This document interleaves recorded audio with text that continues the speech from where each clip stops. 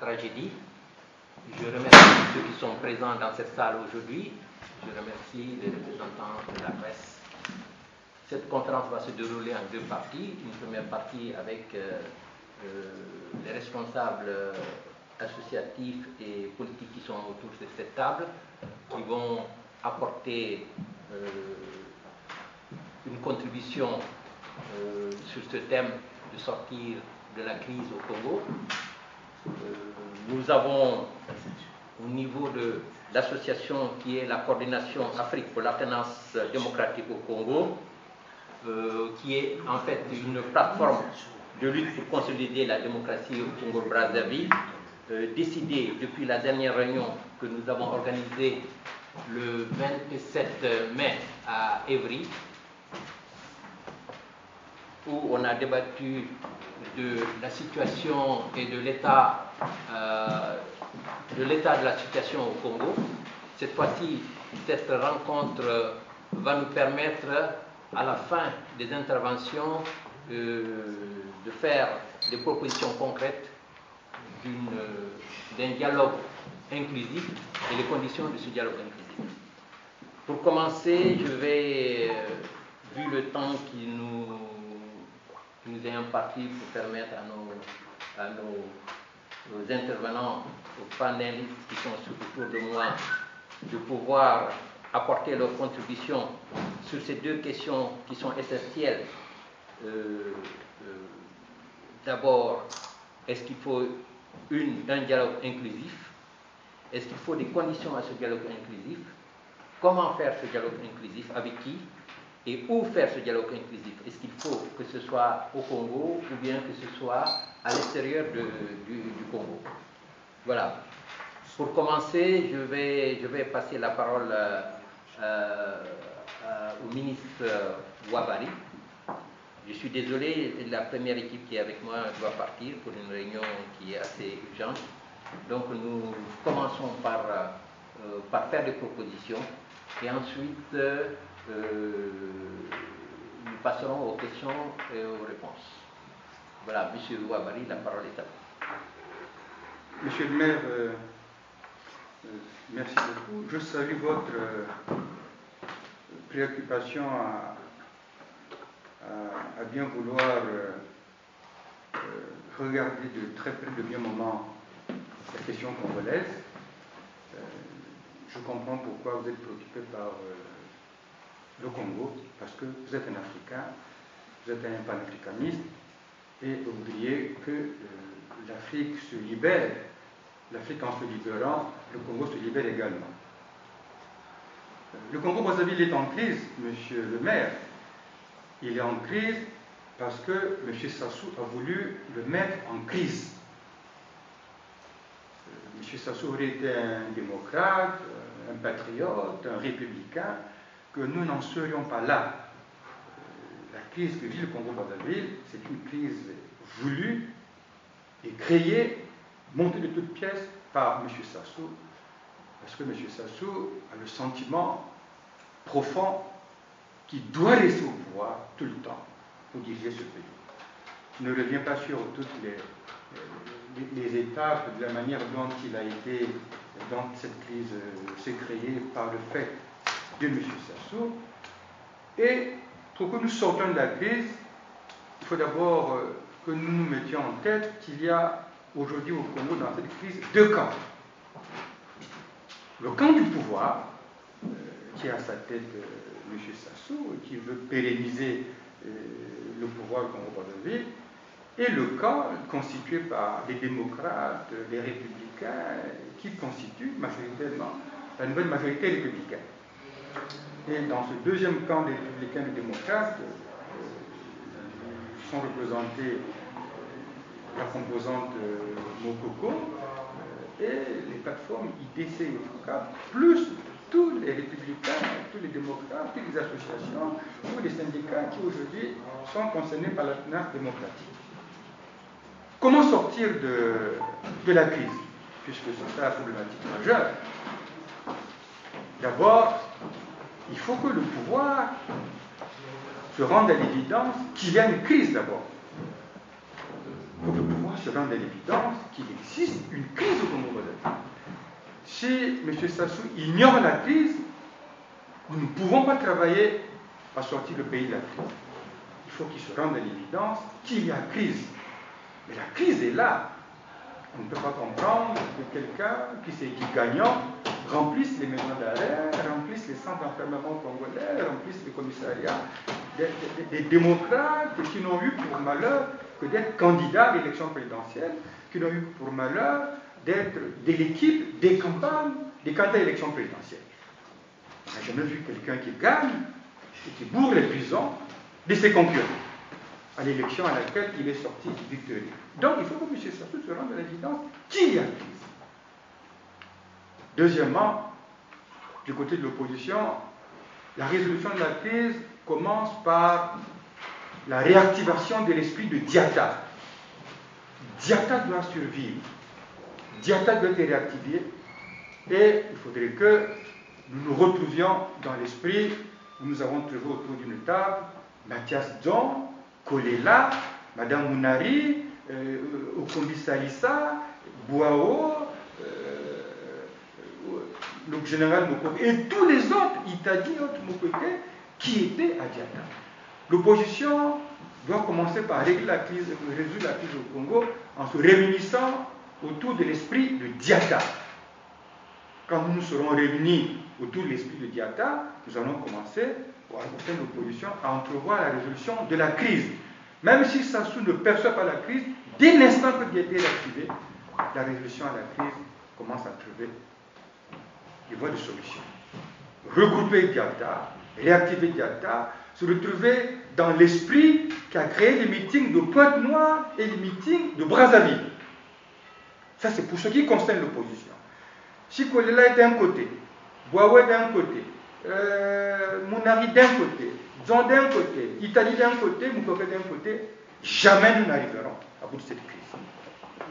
D'abord, nous taisons les égos, nous repartons dans l'esprit de Diatta, nous nous retrouvons dans une manière de recréer l'esprit de Diatta, pour qu'enfin nous nous imposons à ça. Toutes les initiatives qui partent de l'opposition, si elles ne sont pas organisées dans l'esprit de Diatta, je crains qu'elles ne soient pas un grand succès.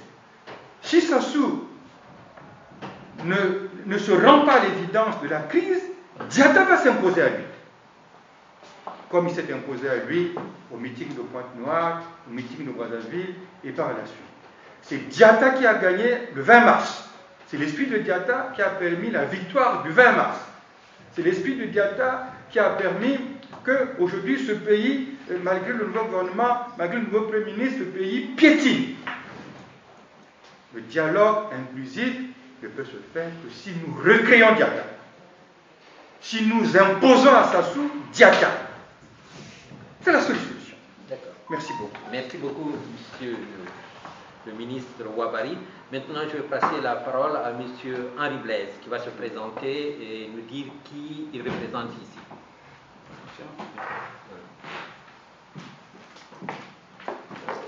Bon.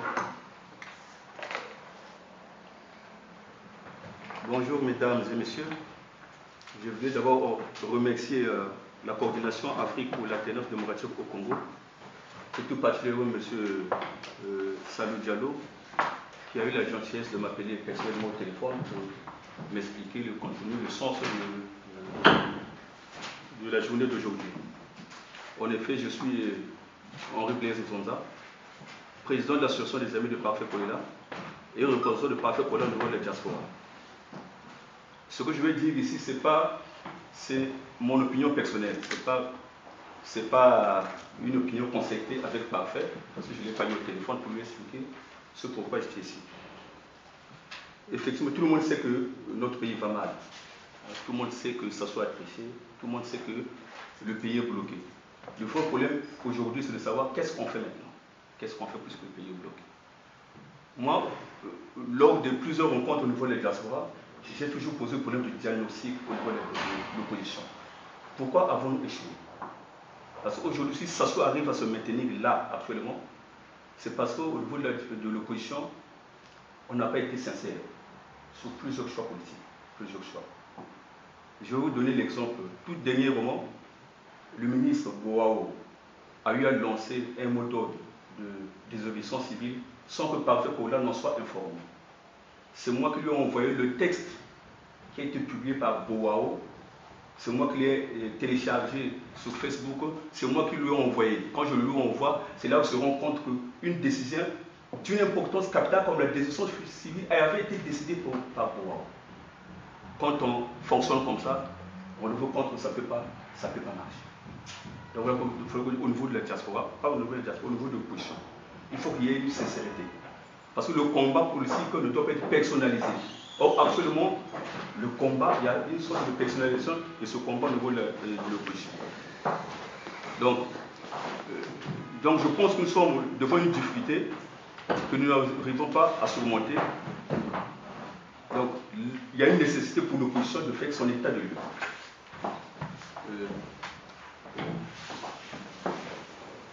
Ce qui sous-entend qu'une cohésion nécessaire et indispensable s'impose.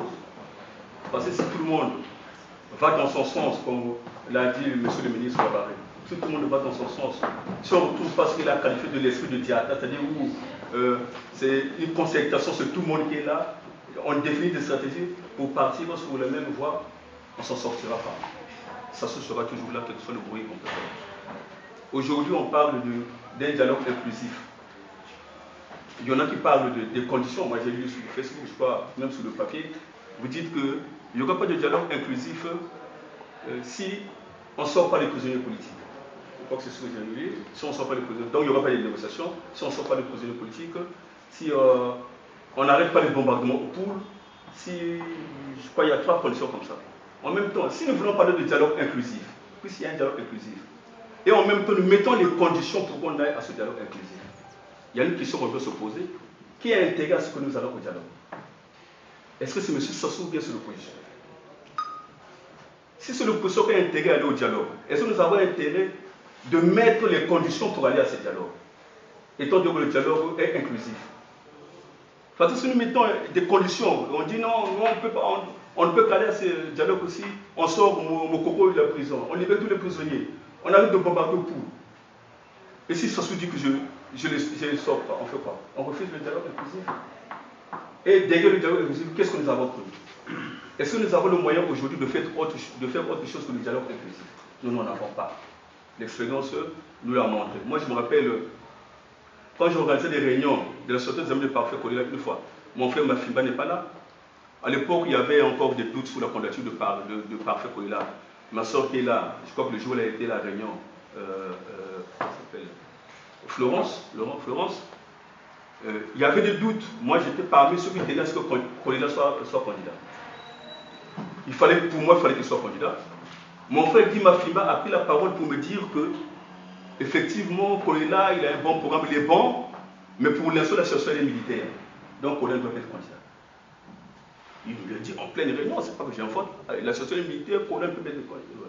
Donc, on a réduit ce combat aussi à l'aspect militaire de l'élection présidentielle. Certainement réduit à l'aspect militaire, mais là, puisque nous n'avons pas une solution militaire, nous nous trouvons bloqués. On a focalisé le combat du départ de Sassou sur l'aspect militaire, où on dit non, ça ne doit pas être Koïla. Et là, ils sont... Donc voilà, quand vous parlez de l'esprit des Diata, mais ce que vous oubliez, c'est qu'à Diata, il n'y avait pas cet esprit d'une option militaire. C'était l'esprit de la rue, l'esprit d'une concertation de toute l'opposition pour faire partie de Sassou. On a déplacé le curseur, au lieu qu'il soit politique, on a ramené à une confrontation militaire qui se serait passée entre Sassou et Mokoko. Je vois que là aussi, ça fausse les choses. Donc, entre nous et l'opposition, c'est vrai, il faut qu'il y ait un dialogue, mais il faut que ce soit un dialogue franc et sincère. Pas des stratégies politiques où le combat en train de se résumer à l'avenir d'un homme. Non, pas pour dire que je suis contre le général Mokoko, mais je dis qu'il y a des histoires de justice, c'est bien sûr. Mais ça doit être une condition pour que nous allons au dialogue. Si nous mettons ça comme condition, c'est sûr que ça échouera. Le dialogue, on ne l'obtiendra pas. Et je crois que ce n'est pas ça qui va faire que Sassou ne quitte pas le pouvoir. Quitte le pouvoir plutôt. On a bien vu au Burundi, ça fait je crois plus de 6 mois que Nkurunziza est là. Il n'a pas assez d'argent que Sassou, il est encore président. Sassou aujourd'hui il a encore les moyens de payer les salaires, même s'il y a des embargos, il peut encore payer les salaires. Donc voilà pourquoi moi je pense qu'il y a une nécessité effectivement d'une opposition rassemblée, unie, qui parle d'une même voix. Et surtout, où il n'y a pas d'hypocrisie, parce qu'il y a trop d'hypocrisie dans cette opposition, et je sais de quoi je parle. Merci. Merci, monsieur Henri. Je vais passer la parole à Florence pour 3 minutes, puisque vous devez partir. Il faut être très oui, dans ton intervention. Je te remercie.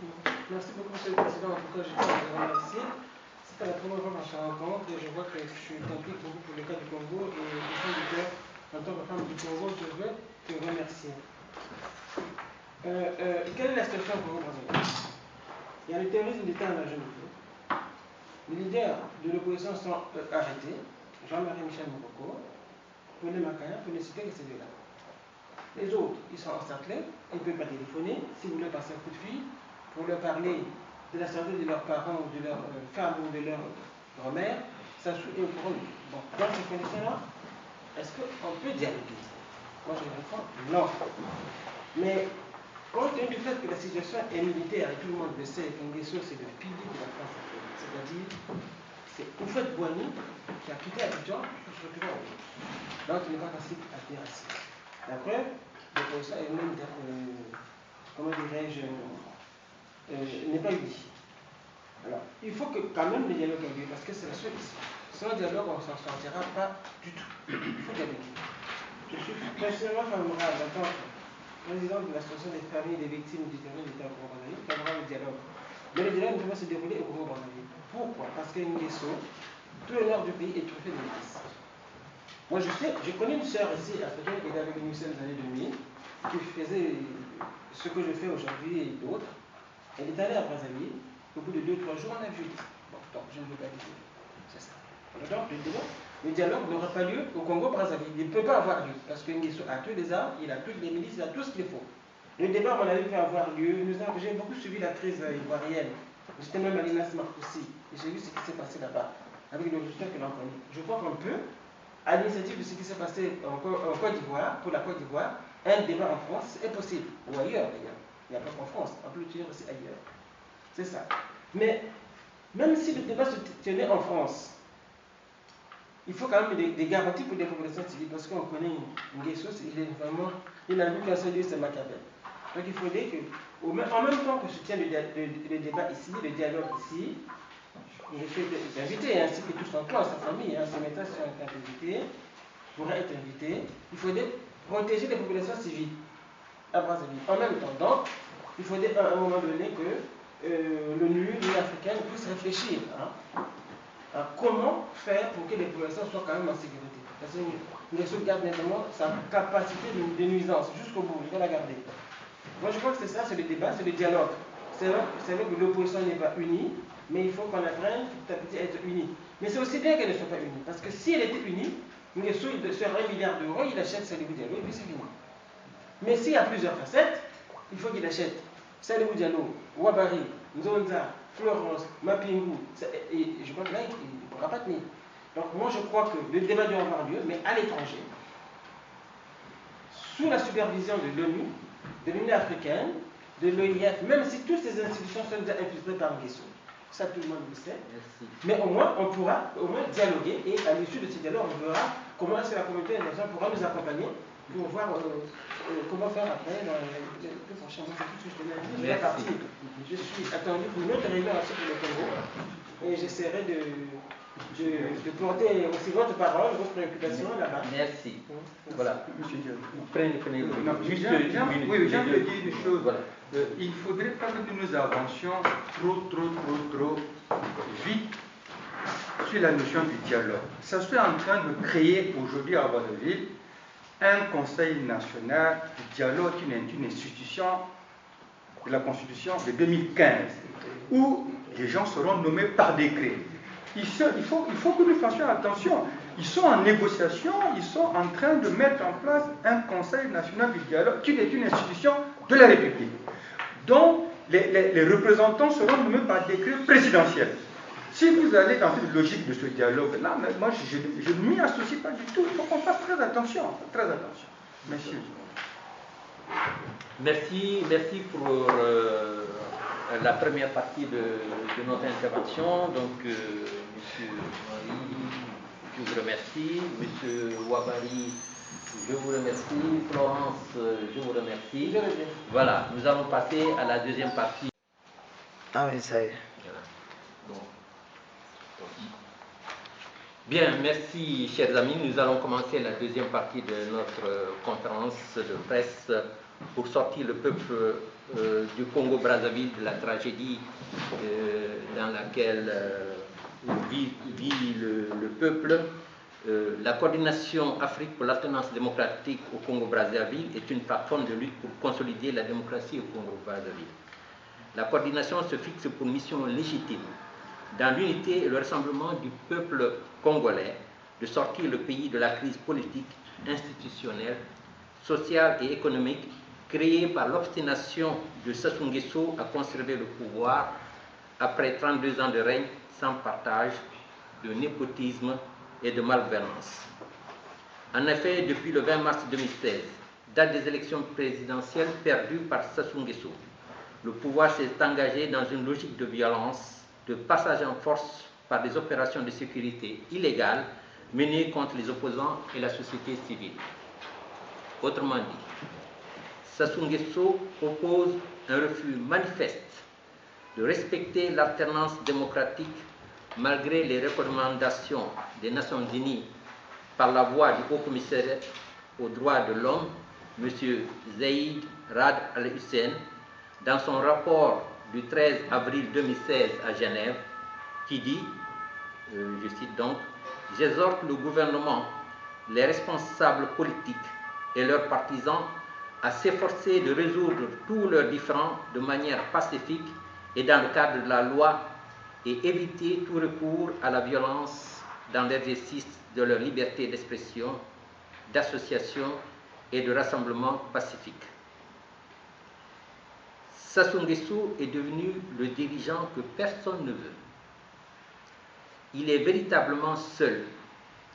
Il est en quasi-guerre contre son peuple. C'est pour ces raisons que, soutenu par le réveil du peuple africain et le sursaut citoyen des Congolais et la détermination de la diaspora, la coordination Afrique pour l'alternance démocratique au Congo-Brazzaville décide. Tant que le régime de Sassou Nguesso 1. Occupe tout le territoire national par des milices armées et des mercenaires à sa solde. 2. Bombarde à l'arme lourde la population du pôle. Refuse une intervention humanitaire et terrorise les quartiers sud de Brazzaville. 3. Emprisonne et torture les opposants politiques et les membres de la société civile. Alors, 1. Pas de contact. 2. Pas de négociation. 3. Pas de compromis. Par ailleurs, la coordination Afrique pour l'alternance démocratique au Congo-Brazzaville appelle au maintien de la pression diplomatique et politique en alertant les organisations internationales, à l'instauration de la pression économique par des boycotts et la suspension des transferts vers le pays, à l'amplification de la pression populaire par des appels à la désobéissance civile et par des manifestations pacifiques. C'est seulement dans ces conditions que l'organisation d'un dialogue inclusif en dehors du Congo, sous l'égide de la communauté internationale, sera l'approche la plus efficace pour sortir le peuple du Congo-Brazzaville de la tragédie qu'il vit. Ceci dit, chers amis, la coordination est ouverte au dialogue de tous ceux qui veulent le changement, qui veulent la démocratie, la liberté au Congo-Brazzaville. Nous avons voulu aujourd'hui faire une proposition consensuelle, claire, sachant que nous sommes dans l'urgence. Nous sommes dans l'urgence du peuple du Poul, nous sommes dans l'urgence du peuple du Congo. Dans cette conférence, nous voulons, avec nos amis qui sont autour de moi sur cette table, que chacun fasse une proposition pour sortir de cette tragédie. Que chacun fasse une proposition pour qu'on aille en avant dans un esprit d'union, dans un esprit de concertation et dans un esprit de dialogue productif. Donc, je vais passer la parole aux amis qui sont autour de moi. Donc, M. Mawawa qui est à droite, qui est ensuite M. Marc Mapingu qui est aussi à ma droite, et M. Doba qui vont pouvoir intervenir. Pour commencer, je vais donner la parole à M. Marc Mapingu qui va pouvoir nous éclairer sur la position en tant que représentant du général Jean-Marie Mokoko. Quelles sont vos propositions et quelle est la situation actuelle au moment où le général est emprisonné, et je peux vous assurer qu'il a le soutien de toute la diaspora, de tous les démocrates, de tous les citoyens et de toutes les républiques, et nous voulons qu'il n'y ait pas d'autre possibilité à Sassou Nguesso de continuer dans sa volonté d'oppresser le peuple congolais et continuer à arrêter ces divisions. Je vous remercie. La parole est à Monsieur Mapingu. Merci, Monsieur le Président. Merci aussi pour tout ce soutien au Congo, à l'Afrique montante et notamment à la démocratie congolaise. Merci aussi au soutien que vous apportez au général. En effet, à la veille de son arrestation, quand j'ai discuté de toutes ces questions avec le général au téléphone, c'est un homme ouvert au dialogue et c'est un homme qui estimait que, effectivement, la situation dans laquelle nous nous retrouvons tous aujourd'hui était une situation terrible, difficile pour le pays. Et qu'à partir de cela, une seule issue était possible, c'était un dialogue inclusif. Qu'est-ce qu'il entendait par le dialogue inclusif? C'était appeler toutes les forces vives du pays pour voir ensemble comment régler toutes ces questions de crise qui s'imposaient à nous comme une certaine fatalité. Alors, malheureusement, un jour après, il a été emprisonné et mis dans la situation que nous connaissons tous. Mais ce que je vais dire n'engage peut-être que moi, parce que j'ai mon analyse personnelle, c'est que c'est bien dommage que notre ami et frère qui représentait Parfait Kolela soit parti. Mon analyse est simple. Monsieur Sassou a fait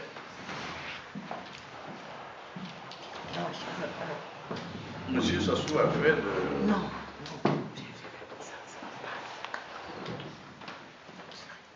Monsieur Sassou a fait de son affaire avec Mokoko une histoire personnelle. Et je vais vous le démontrer. Et malheureusement, beaucoup des cadres de l'opposition sont rentrés dans ce jeu. Il est évident qu'avant que le général Mokoko n'arrive au Congo, les démocrates qui se battaient sur le terrain et tous ceux qui voulaient le départ de M. Sassou se sont organisés, chacun à sa manière. Certains pour être candidats et autres.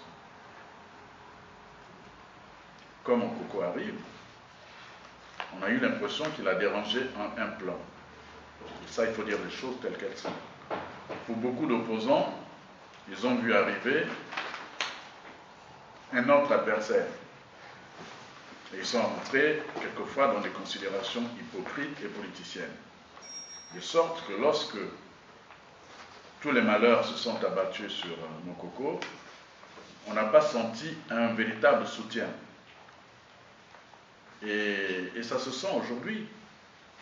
Et M. Sassou en a profité jusqu'à aujourd'hui.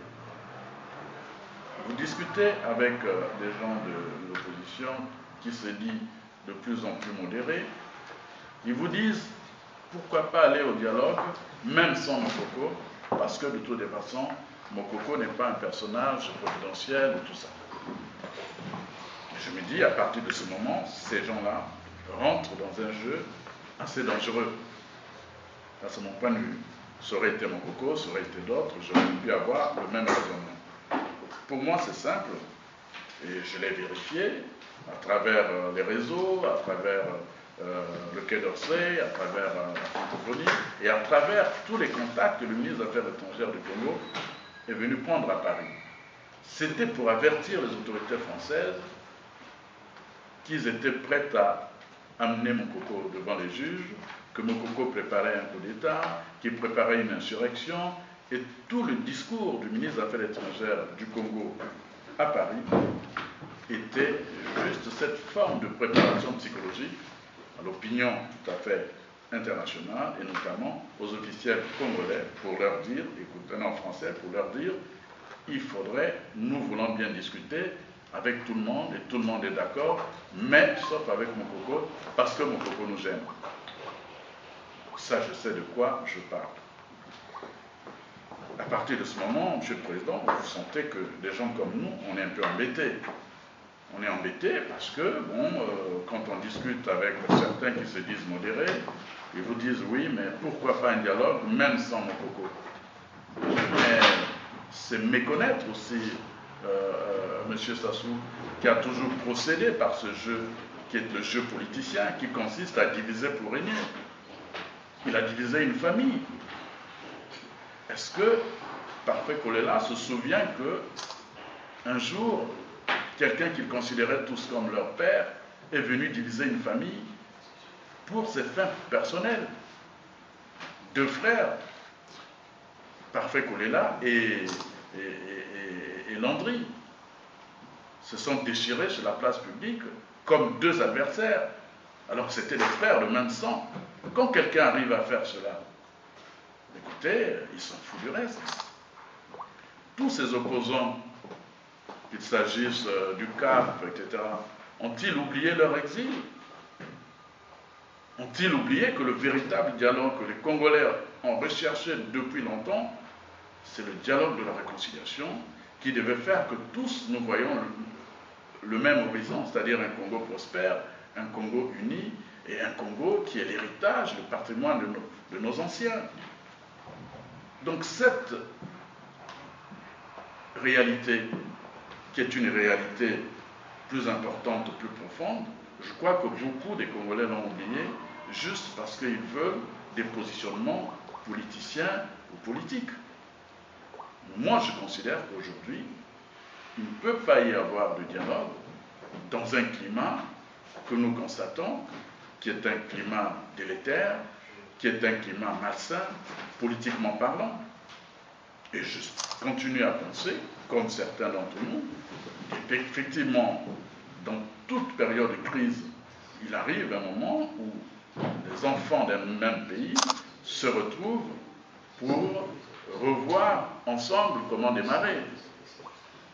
Et à partir de ce moment, comme je n'ai pas de signes qui montrent réellement qu'il y a cette volonté qui est profonde, qui est grande et qui est une volonté partagée par tout le monde, je ne peux pas croire que demain, il puisse y avoir un véritable dialogue.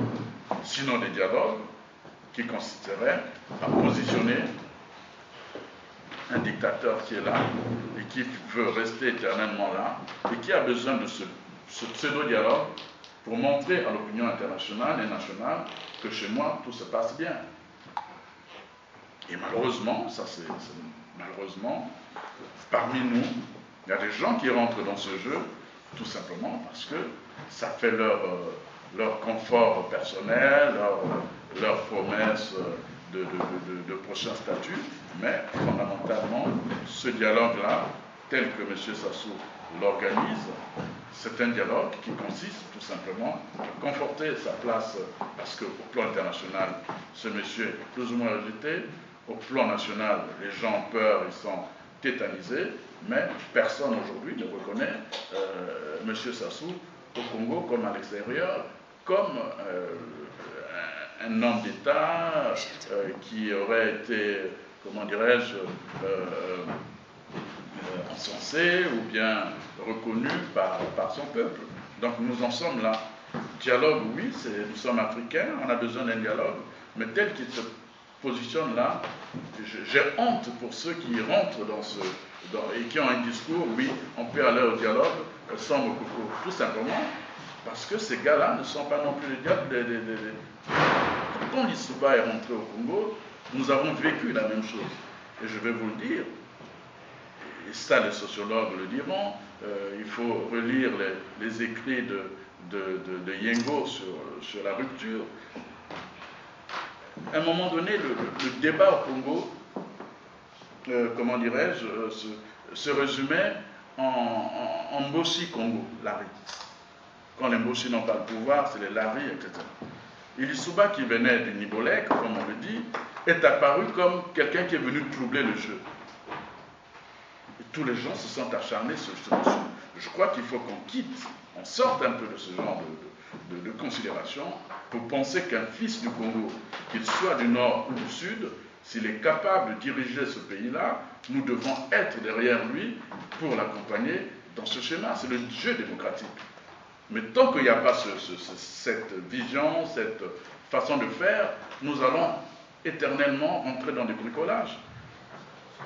Et moi, je pense que le problème du Congo, c'est un problème où, tout simplement, M. Sassou veut conforter son pouvoir et il utilise son jeu habituel qui consiste à diviser pour avancer. Et cette mayonnaise, j'ai l'impression que les choses marchent parce que quand vous discutez avec des gens de l'opposition qui se disent modérés, leur premier problème c'est oui, mais on peut aller au dialogue, même sans les prisonniers. Mais enfin, nous nous battons pour la démocratie. Nous nous battons aussi pour ceux qui sont en prison. Et ces gens-là, dans leur histoire, que ce soit John sait quand même qu'une fois, on avait dit ici, un peu partout, qu'on lui avait, on voulait l'empoisonner, il avait des costumes dans sa valise, et que ce sont les services de Sassou qui avaient mis du poison dans sa costume. A-t-il oublié qu'aujourd'hui, on peut aussi empoisonner d'autres? Ce qui arrive aux autres, aux uns peut arriver aux autres. Et moi je dis, vive le Congo, vive la démocratie, et nous nous battons pour la démocratie, nous nous battons pour un Congo uni, rassemblé, comme a dit mon prédécesseur, mais nous nous battons aussi tout en étant vigilants sur les traquenards d'un dictateur qui a compris qu'au Congo, on peut, avec l'argent, diviser certains pour avancer. Voilà, Monsieur le Président, ma contribution à ce débat. Je vous remercie. Salut. Va t'asseoir. Le bassin du Congo, c'est quand même le cœur de l'Afrique. C'est là que vibre l'Afrique. Il suffirait simplement que le bassin du Congo se libère de toutes ces dictatures pour que toute l'Afrique puisse aller mieux. Donc c'est dans ce sens-là que je remercie profondément mon ami Salut pour tenir ses engagements panafricains. Moi, je ne dirais pas beaucoup de choses, mais sauf qu'au sein des Assises nationales du Congo, nous avons eu à réfléchir récemment sur la situation de notre pays. Et c'est par rapport à ces réflexions-là que je vais faire un petit résumé. Et ce petit résumé part de deux points précis. D'abord, donc il y a eu cette impudence du référendum calculé par M. Sassou Nguesso en octobre. Et ensuite, il y a eu ces fameuses élections du 20 mars, où il a fait le hold-up électoral, parce que l'opposition sur place s'était dit, au lieu d'entretenir toujours la politique de la chaise vide, essayons d'aller aux élections. Effectivement, l'opposition est allée aux élections, et il y a eu donc cet apport politique, idéologique du général Jean-Marie Michel Mokoko, qui a fait qu'effectivement, la mayonnaise a tenu, les élections bien qu'organisées par le pouvoir, le peuple y est allé, mais il y est allé pour prouver que finalement, il ne portait plus le général Denis Sassou Nguesso, donc ses suffrages sont allés à l'opposition. Et donc là, il y a eu cet aspect qui montre que finalement, Sassou Nguesso n'a pas gagné les élections, c'est l'opposition qui les a gagnées. Mais malheureusement, au sorti de là, qu'est-ce qui se passe? Il se passe cette intimidation donc, de l'opposition. Ce n'est pas qu'une simple intimidation. Vous savez bien qu'il y a les arrestations, il y a toute cette répression militaire aveugle, et d'autre part, il y a ce pogrom dans la région du Poul, qui avait déjà commencé depuis 1998, qui aujourd'hui s'accentue. Et ce huis clos, cette guerre à huis clos, cette guerre d'extermination à huis clos se passe avec le silence coupable des Nations Unies et de toutes les nations développées. Donc, sur ce, nous pensons au jour d'aujourd'hui que le pouvoir de M. Denis Sassou Nguesso est illégal et illégitime. Et sur ce, si ce pouvoir est illégal et illégitime, il va de soi qu'on ne peut pas aller à un dialogue, à un quelconque dialogue, sous l'égide de M. Denis Sassou Nguesso, on ne peut pas y aller. Et ce que l'on demande aujourd'hui, c'est comme l'a dit mon frère Mapingou, c'est que le moment est venu pour que toute l'opposition agisse de manière unie, de manière concertée, pour sortir ce pays de la crise. Et ce qui est curieux, c'est que je me rends compte que la solution qui aujourd'hui s'impose à notre pays, c'est la solution qui, naguère, jadis, avait été défendue par le général Jean-Marie Michel Mokoko. C'est grâce au général Jean-Marie Michel Mokoko que nous avons eu la conférence nationale en partie. Et nous pensons qu'il faut faire en sorte que certaines solutions qui ont marché par le passé puissent être réappliquées, réadaptées aujourd'hui. La seule et première et unique solution politique véritable qui a marché pour le Brazzaville, c'était la conférence nationale souveraine. Elle a marché.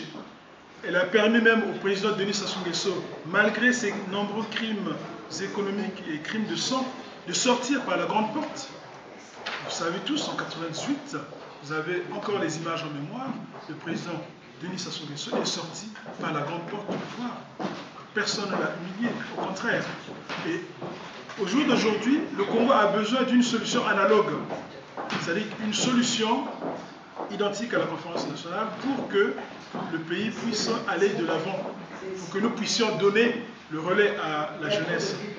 Parce que les dialogues, essayez de compter les dialogues qu'il y a eu au niveau de notre pays.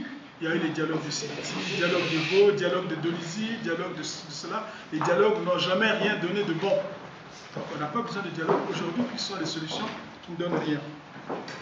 Alors, je me réfère maintenant à la conclusion des Assises nationales sur 5 points, qui est la suivante.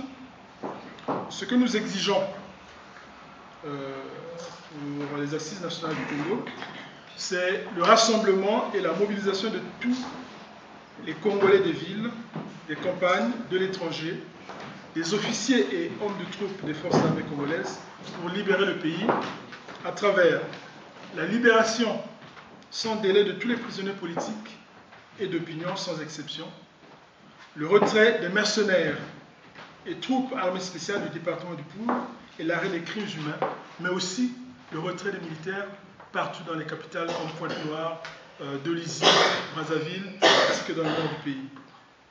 Le rétablissement immédiat des libertés politiques, de la liberté d'expression et d'association, de la liberté de circulation de tous les citoyens au niveau national et international.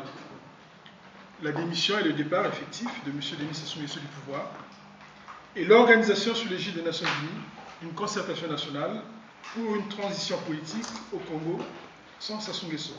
Donc, et les Assises nationales du Congo entendent jouer pleinement leur rôle pour l'aboutissement de ce combat. Et sur ce, on se tient donc ouvert à toute la classe politique pour qu'on puisse ensemble, cette fois-ci, œuvrer pour un changement véritable, efficace et positif à l'endroit de tous les Congolais et de tous nos parents qui souffrent au sein du pays. Je vous remercie infiniment. Vive le Congo, vive la République.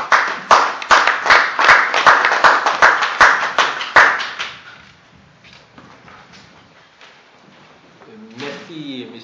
Mawawa, pour cette contribution et pour nous avoir permis d'avoir la position des Assises nationales du Congo.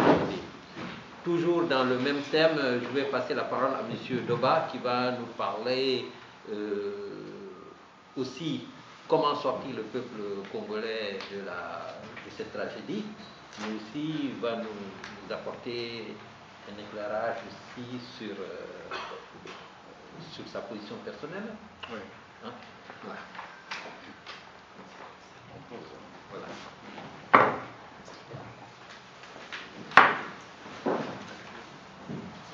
Bien, merci Monsieur le Président. C'est toujours une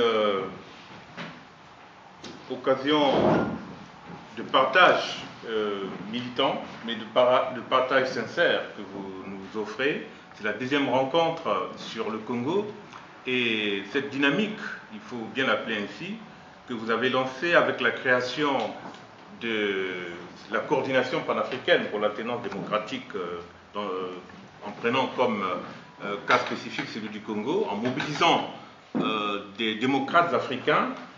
Vous avez signalé la présence ici du président de la mouvance présidentielle du Mali. Le Mali a montré l'exemple d'un processus démocratique significatif.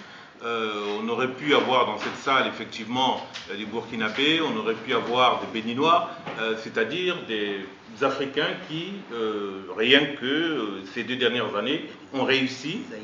Oui, oui, mais je parle des pays qui ont réussi ces 2 dernières années à montrer que l'Afrique peut avancer dans la voie de la démocratisation, c'est-à-dire dans l'accomplissement de la République. Et il y a des réussites. Mais le Congo aussi a eu une réussite. Elle remonte, hélas, à bien loin, en 92. C'est l'élection du président Pascal Lissouba à plus de 60%. Et M. Sassou était battu au premier tour.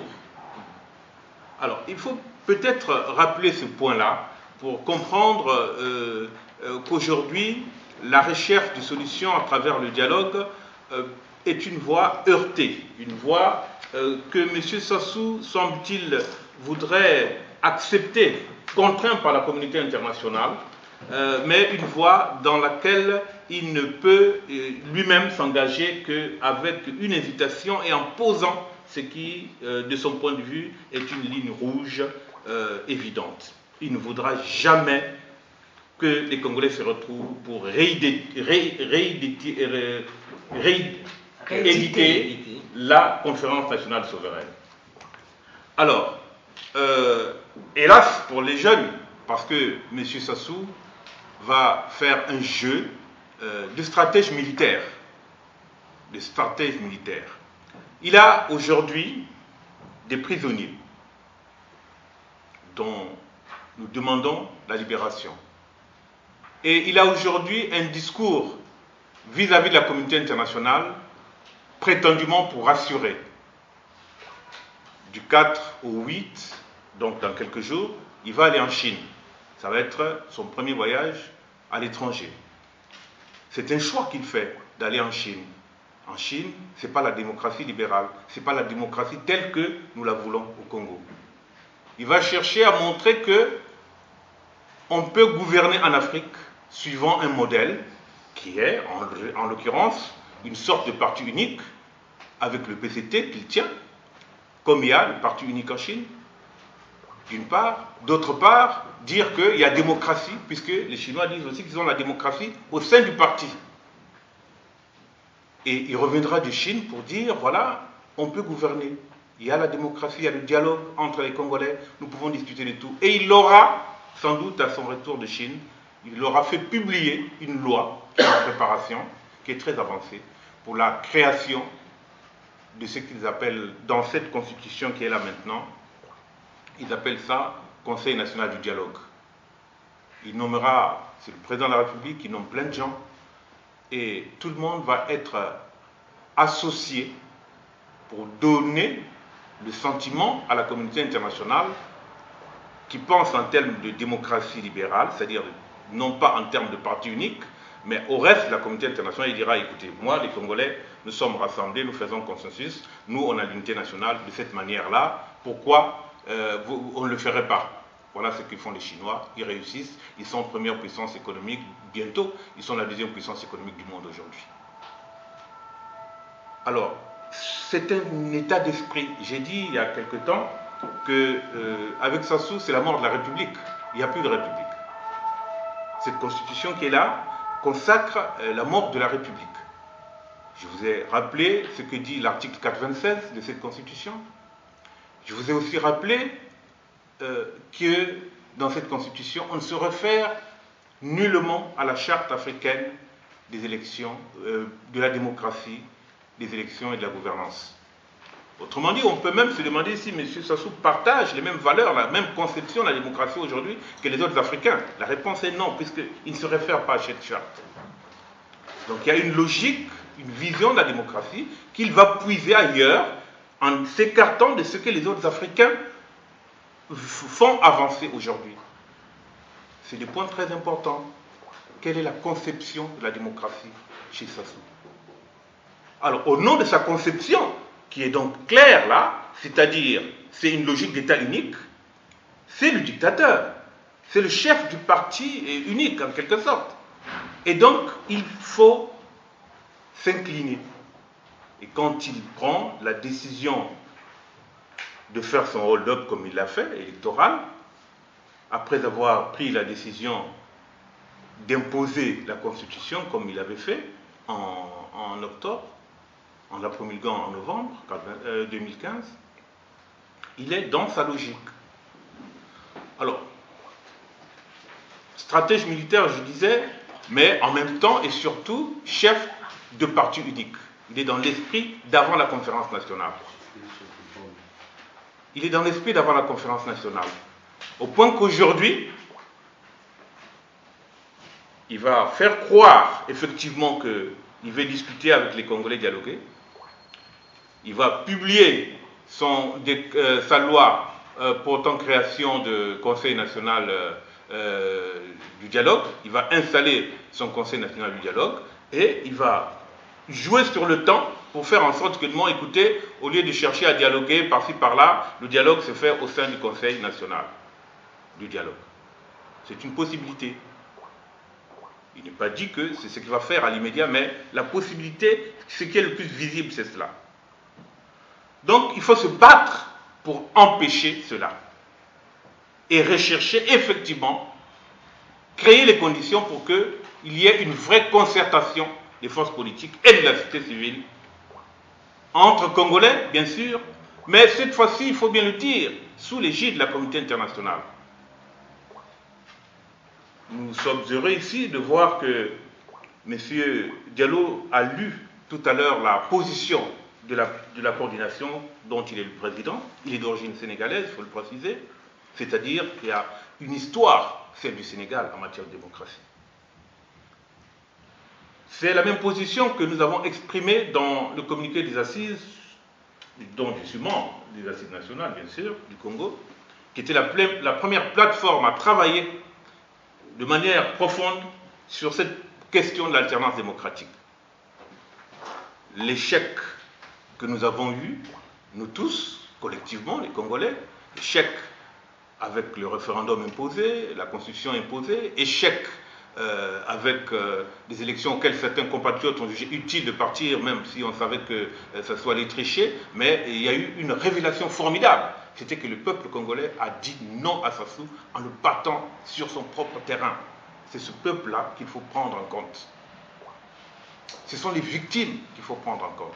Le général Mokoko a été exemplaire dans sa capacité d'épouser l'élan du peuple. Je dis bien l'élan du peuple. Il l'a épousé, il l'a entendu. Et surtout, en décidant fermement qu'il ne reconnaissait pas la victoire de Sassou Nguesso, il a, je pense, acquis la confiance de ceux qui, comme moi, comme beaucoup d'autres, estimaient sans doute que, bon, il y a beaucoup de Congolais qui veulent être candidats, pour diriger le pays. L'élection présidentielle, pour certains, comme moi, ne pouvait pas avoir lieu dans ces conditions-là. Mais il y a eu là un phénomène révélateur, c'est-à-dire que les Congolais sont capables de dire non à Sassou sur son propre terrain, et c'est ça qui était formidable. Dans la continuité de cette conférence pour sortir le peuple congolais de la tragédie actuelle, je vais passer la parole en commençant par M. Mafimba et M. Norbert Rico, Nina Mousselet, qui représente le CNSTC, et ensuite je vais passer la parole au président des Indignés 242. Pour commencer la parole, M. Mafimba, pour aller Bon, merci Monsieur Saliou.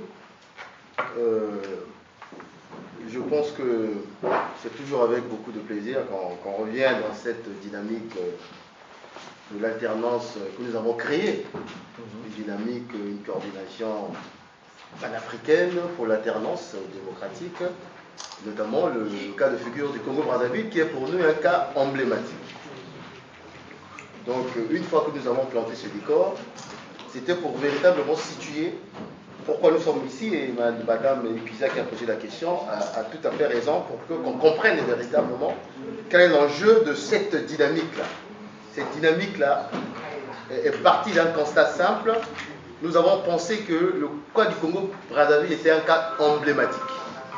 Autant l'alternance démocratique réussit plus ou moins en Afrique de l'Ouest, autant en Afrique centrale, c'est véritablement un échec. Et M. Sassou Nguesso est un des acteurs qui influence d'une manière et d'une autre cette espèce de démocrature qui doit continuer et se pérenniser. Et à cela, il utilise, grâce à ses transitions de pouvoir, ses lobbies, notamment en France, pour faire en sorte que ce système perdure. Raison pour laquelle nous avons pensé à stratégie ennemie. Il fallait qu'on mette en place une coordination au niveau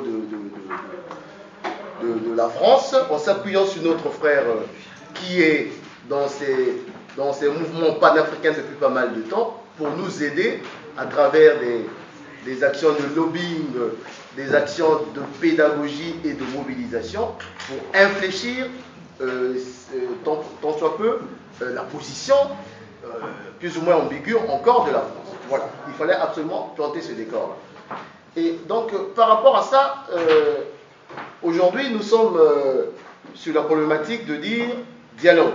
Parce que nous pensons en tant que démocrates que la crise politique est là, la crise post-électorale est là, le bras de fer politique est là. Et nous ne sommes pas des gens violents. Sous l'égide de la communauté internationale, nous voulons un dialogue. Mais je continue à dire et je continue à penser que un dialogue politique avec M. Sassou Nguesso, il faut créer les rapports de force. Si vous ne créez pas les rapports de force, vous aurez le dialogue de CBT, vous aurez les dialogues d'Evo et autres. Donc, nous, en tant que comité de soutien de M. André Komi Salissa, et je parle aussi en tant que porte-parole de l'IDC FONCAD, parce que je continue à le dire, je suis un des membres fondateurs de l'IDC, et pour moi, ce bijou, cette plateforme qui nous a permis de mettre en difficulté Sassou, n'est que la voie du salut de notre peuple. Quoi qu'on dise, quoi qu'il y ait des dérapages, quoi qu'il y ait des compromissions, mais nous avons créé cette plateforme pour gagner et nous pensons que nous pouvons gagner. Donc, mon propos, je commencerai juste tout simplement par aussi planter les deux corps. La crise post-électorale est là. Nous sommes dans une triple impasse. Ça, tout le monde le sait. L'impasse est à la fois politique. Elle se caractérise bien entendu par une espèce d'état de siège. Tout le monde le sait. Le Congo aujourd'hui est devenu quasiment la Birmanie de l'époque. Sinon, la Corée du Nord. Elle se caractérise aussi par la confiscation des libertés fondamentales. Mais là, je voudrais mettre un accent sur quelqu'un pour lequel on ne parle pas assez. Et je suis assez frustré de fois qu'on ne parle pas assez de André Komi Salissa. Ça me peine, pourquoi? Parce que beaucoup ne savent pas que c'est ce monsieur qui est d'abord ministre sous Sassou qui a commencé à faire imploser le système de l'intérieur. De l'intérieur, avec tous les risques que cela suppose. Nous sommes dans les années 2012, où il a pris position clairement et nettement pour dire nous avons combattu l'Issouba soi-disant pour sauvegarder les valeurs démocratiques et je pense que à travers mon association à l'époque KDNJ, il faudrait que 2016 l'alternance démocratique se fasse. Lorsqu'on commençait déjà à parler de changement de la constitution du PCT. Et je l'ai dit pourquoi? Parce qu'aujourd'hui ce monsieur, bien entendu, avec le général Mokoko, aujourd'hui, on connaît les conditions. Il est déjà incarcéré. Mais avec André Komi Salissa, ça va être pire. Pourquoi? Si Sassou l'attrape aujourd'hui, il va la battre. Ça ne sera pas une histoire du style je t'emmène en prison. Il va la battre pourquoi? Parce que pour Sassou, Mokomi Salissa est de ceux-là qui ont commencé à dynamiter le système de l'intérieur. Parce qu'il faut le dire. Quand Mokomi Salissa a lancé ce mouvement, nous au RDD on est parti.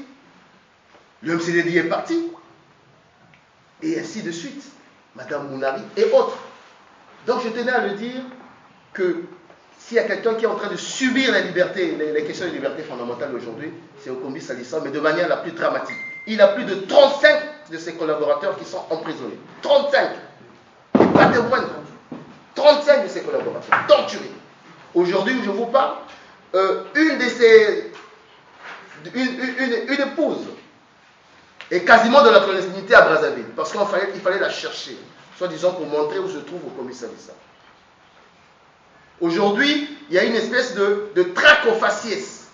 Tu es un ami au Mokomi Salissa, donc tu sais où se trouve Mokomi Salissa, il faut t'attraper. Il y a une traque ethnique.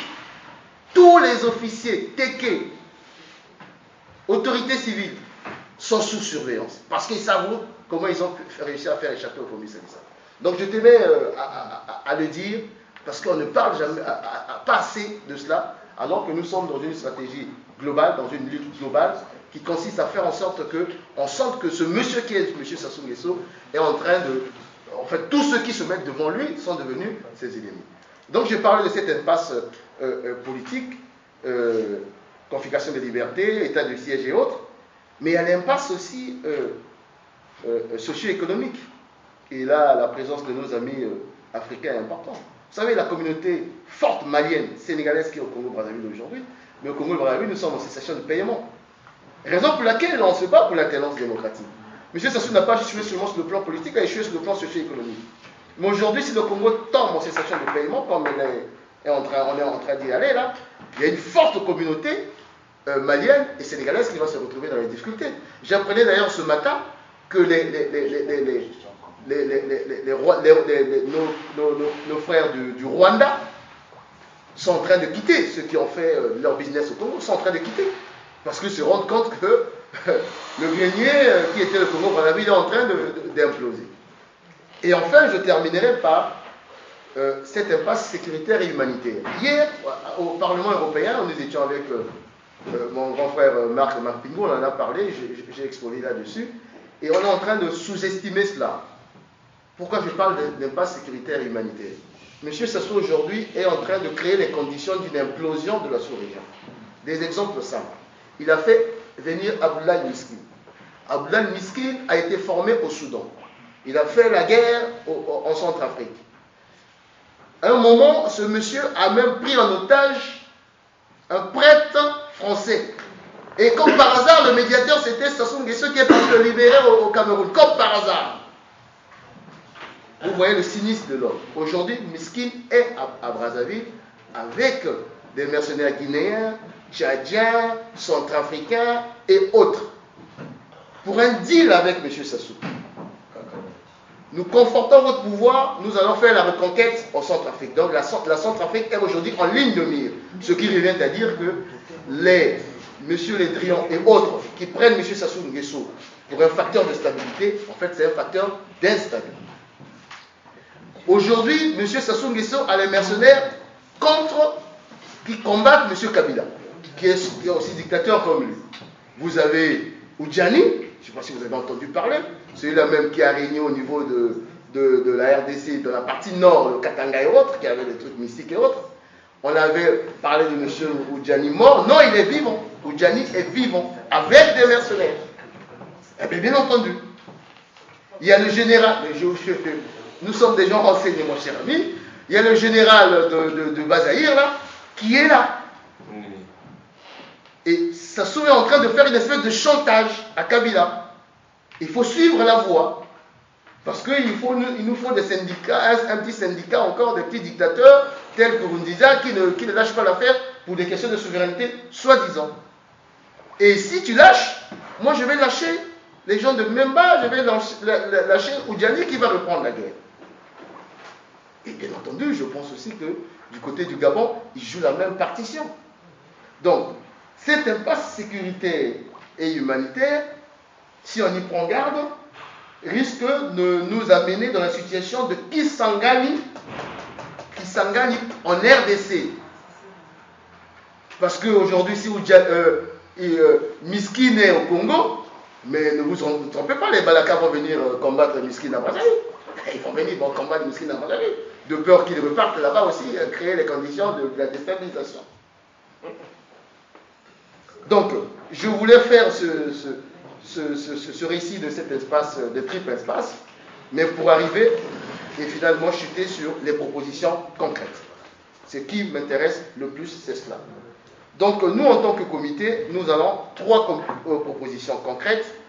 La première proposition, c'est de continuer notre travail de lobbying pour que, enfin, la France puisse déposer comment on appelle ça, au niveau du Conseil de sécurité des Nations Unies, cette résolution. Parce que cette résolution peut enclencher un certain nombre d'instruments. Donc, ça, c'est la première proposition. La deuxième proposition, elle va vous paraître un peu... Moi, je pense qu'il faut prendre les dictateurs au mot. Aujourd'hui, le président de l'Union africaine, c'est bien Monsieur Déby. Nous sommes une organisation panafricaine. Je souhaite que nous, par des voies diplomatiques, nous faisons un courrier à monsieur le patron de l'Union africaine pour solliciter qu'il s'implique dans la situation du Congo-Brazzaville qui est en train de prendre une dimension quasiment sous-régionale. Et je souhaite aussi que nous nous adressons au président du Mali, au président du Burkina Faso, du Nigeria, du Sénégal et de la Guinée, qui ont réussi des alternances dans leur pays. S'ils sont là aujourd'hui, c'est parce que l'alternance a réussi dans leur pays. Mais pourquoi aujourd'hui ils sont devenus aveugles, sinon sourds aux difficultés du Congo-Brazzaville? Donc je propose pour cette deuxième proposition que nous écrivions à travers ces canaux diplomatiques ici, en tant que coordination, pour solliciter, bien entendu, leur implication dans la situation. Et je terminerai par la dernière proposition, en disant tout simplement que la problématique du Congo-Brazzaville, évidemment, comme je le disais au début, c'est le dialogue, mais le dialogue, il faut créer les rapports de force. Donc pour créer les rapports de force, il faut déjà continuer à isoler le dictateur, et en faisant en sorte que lorsque nous aurons ce dialogue-là délocalisé sous les yeux de la communauté internationale, nous aurons bien entendu l'instrument pour plus ou moins faire passer ce que nous voulons pour en sorte de manière plus ou moins que ce soit la démocratie, la tendance démocratique qui triomphe. Je vous remercie. Merci beaucoup. Je vais passer la parole à Madame Maoukou pour le CNRT. Voilà.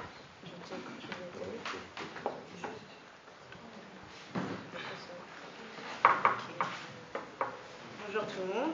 Donc moi je me présente, je suis donc Nina Maoukou, secrétaire générale adjointe du CNRT Congo.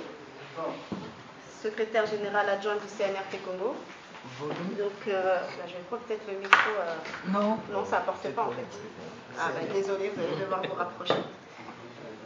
Alors donc nous au CNRT, les raisons d'être du CNRT sont donc la résistance au pouvoir de Brazzaville et donc sa destruction et la promotion